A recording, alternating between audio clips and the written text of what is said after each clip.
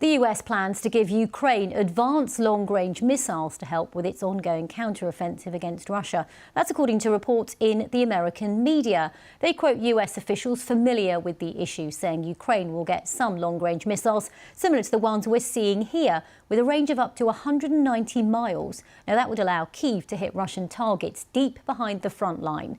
Neither the US or Ukraine have officially confirmed those media reports.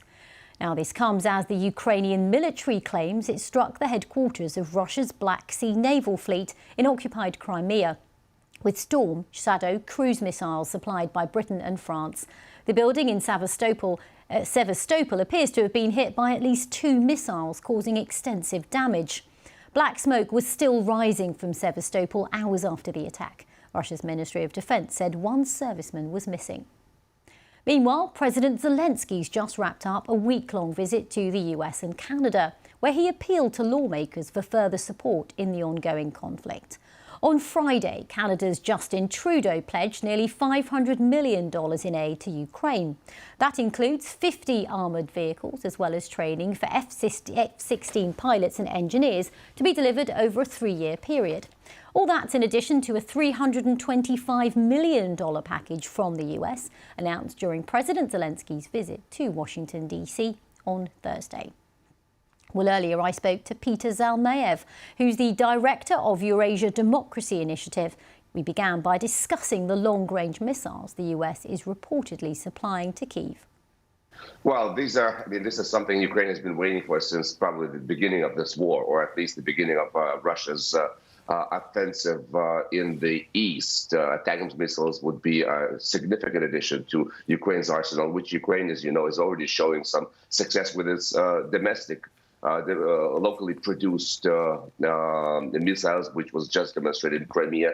But there's nothing like the ATACMS missile. And what's more important is that it could open the door to German-made Taurus missiles, which are probably even better for what Ukraine needs. And Ukraine needs to continue hitting on Russian infrastructure targets, military hub, resupply lines in Crimea, in the south, the Azov Sea, to severely disrupt those supply lines. And already Ukraine has shown tremendous success in essentially neutralizing the Russian Black Sea fleet, which is sitting there and preventing Ukraine's grain exports from happening. Well, let's talk about that. These claims from the Ukrainian military that they have struck the headquarters of Russia's Black Sea naval fleet. What do you make of that?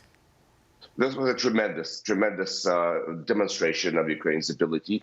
Contrary to what some Western experts are saying, they're telling Ukraine not to get distracted with Crimea, to concentrate on the counteroffensive elsewhere. I think Ukraine's strategy is paying off. The Institute for the Study of War just came out on Thursday with the report, and it says that, I'm quoting, elements of the Black Sea Fleet's 110th Naval Infantry Brigade are engaged in critical defense operations in western Zaporizhia Oblast, and the Black Sea Fleet's 22nd Army Corps is defending positions in the east bank of Kherson Oblast, which is to say that obviously all these operations are very much tied together. So this is it's been part of Ukraine's broader effort to go after Russian logistics, fuel maintenance centers, and essentially, once again, to disrupt their supply lines. In short order, they took out a ship repair facility in Sevastopol, a military airfield in Crimea. They took out a very costly S-400 missile defense complex. And for the first time since World War II, they destroyed a Russian submarine. OK, Peter, very briefly, though, there has been widespread consensus that the counter-offensive hasn't really gone as quickly as perhaps Ukraine had hoped. It hasn't, been on track. So what would you make of these latest developments when we look at the course of that counter-offensive?